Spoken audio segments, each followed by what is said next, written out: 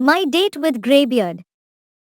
When I was a boy in Nettle, South Africa, the farmers of the district organized a hunt each year in the Umjimkulu Valley, using 100 beaters and their dogs. A variety of wildlife finds refuge in the valley: monkeys, baboons, and an occasional leopard. But the creature most sought after is the wily grey bushbuck. With his speed and ferocity, when wounded or cornered, he is a quarry worthy of any hunter's gun. Here was one buck we called Greybeard, a magnificent old-timer, who year after year survived the hunt. I was 10-year-old when I had my first glimpse of him, stepping proudly across a small clearing. His horns were long and sharp. His fur was a deep grey, mottled with white. It was every hunter's desire to kill him. And from that day I could think of little else. I somehow felt that my initiation into manhood would consist of claiming Greybeard for my own. My father had insisted that I wait until I was 14 before I could go hunting. So I spent the next 3 years in a fever of anxiety, fearful that some other hunter would shoot my buck. But Greybeard survived. Once, he followed silently behind a younger buck. And, as it fell under a blast of shot, he jumped the clearing before the hunter could reload. Once, he used a pair of legally protected dusts to shield him past the line of fire. The third year, the hunters chose their gun stations between the cliffs and the river so cunningly that it seemed as if no game could slip through. After the beaters dispersed into the bush, I heard their excited cries as they sighted Greybeard. I was perched on the cliff, and from my vantage point, I watched him run from their dogs straight toward the concealed hunters. I clenched my fists as I waited for the shot which would rob me of him. Then suddenly he turned, scattered the pursuing dogs, and made straight for the line of beaters, who hurled their spears and sticks at him. Just when I feared he had been struck down, I heard the yelping dogs pursuing him into the bush behind the beaters, and I realized that he had broken through to safety. That evening the farmers could talk of nothing except how Greybeard had escaped into the bush for another year. I smiled, for next year I would be old enough to take my place in the line of guns.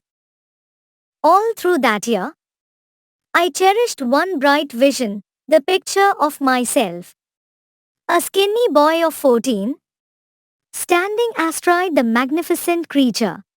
When my father offered me my first shotgun, I rejected the light 20 gauge which would have suited my frail build, and chose instead a heavy 12 gauge, so that I could have a weapon worthy of Greybeard. On the day of the hunt, I wanted to rush straight to the valley at dawn, but my father forced me to eat breakfast. Greybeard will still be there. He said, pushing me down in my chair. In the grey light of early morning, we congregated in the valley. The beaters were dispatched to the top end, and we hunters drew lots for positions. The best positions were close to the cliffs, because bushbucks tend to climb in their effort to escape the pursuing dogs. To my bitter disappointment, I drew a position down near the river.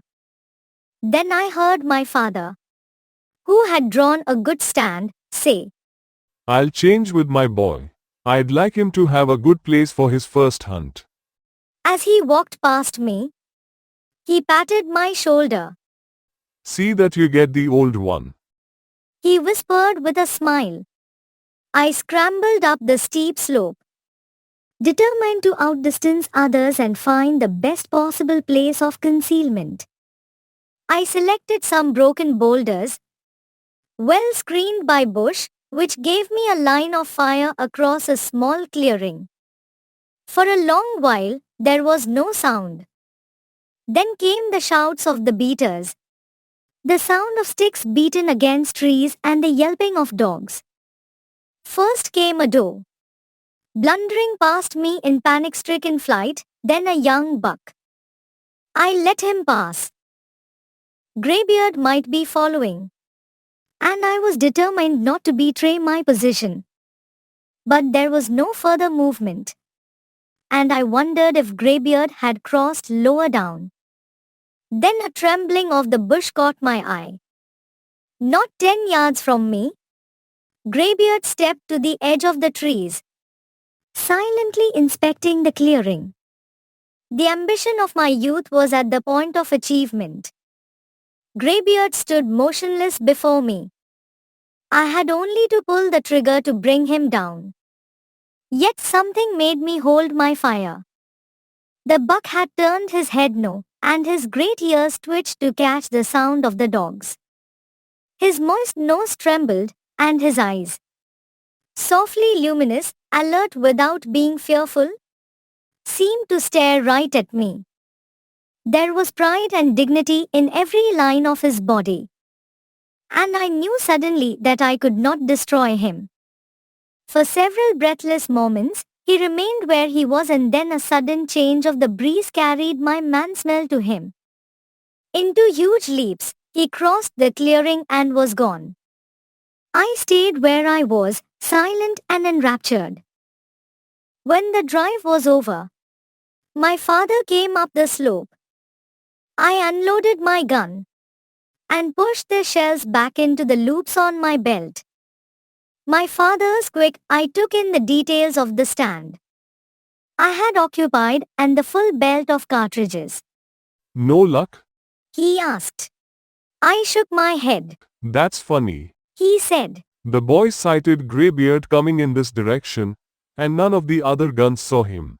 I looked down at the ground. My reticence must have aroused his suspicions, for he walked across the clearing and paused beside the deep imprints the buck had made in the moist earth as he jumped. I walked away, unable to face the condemnation which I imagined on my father's face. As we headed back home, the thought of old Greybeard gathering his dust together for another year of safety gave me a thrill of pleasure. But my father's silence had put a constraint upon us. Finally, he asked. What happened, son? Shyly, I tried to tell him. I described Greybeard as I had seen him, majestic and fearless. I tried to explain why. I knew I could not buy the hunter's badge at the price of so much splendor. My father was silent for a moment and then he said slowly, You've learned something today, son, something that many men live a lifetime without knowing. He put an arm around my shoulders. You've learned compassion. He said softly.